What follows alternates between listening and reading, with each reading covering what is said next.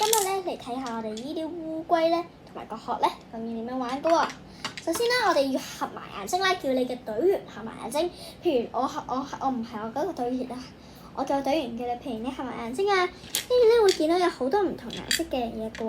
我哋就叫佢合埋眼睛咁樣喺度抽兩個烏龜，睇下啲顏色可唔可以一樣。呢樣嘅話咧就可以獲得一個小烏龜。最後咧邊個嘅烏龜數量最多咧就會贏噶喎。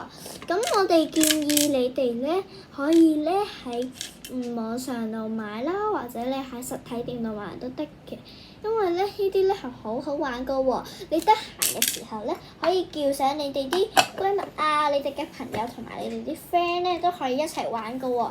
接下來咧，我哋就玩呢一嚿嘢咯喎。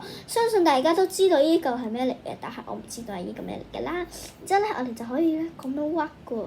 因為咧呢一嚿咧係咧好即係咧適合一啲3歲以上嘅兒童玩啦。咁佢哋咧都好有可以，佢哋嘅結構咧係可以屈曲啦，同埋你睇住啊，咁樣都屈曲到喎。所以咧，今期影片就到呢度啦。我哋下期咧會講一講啦，一啲遊戲嘅介紹啊，或者手工嘅介紹啊，或者都係一啲零食用紙整嗰啲零食啊，或者安靜書。因為最近咧有一本無果安靜書咧係最好出名嘅喎，所以我哋下一期咧我都會同你哋睇下我值唔值得錢啦，然之後去玩下呢個安靜書嘅喎。咁今期影片就到呢度啦，拜拜。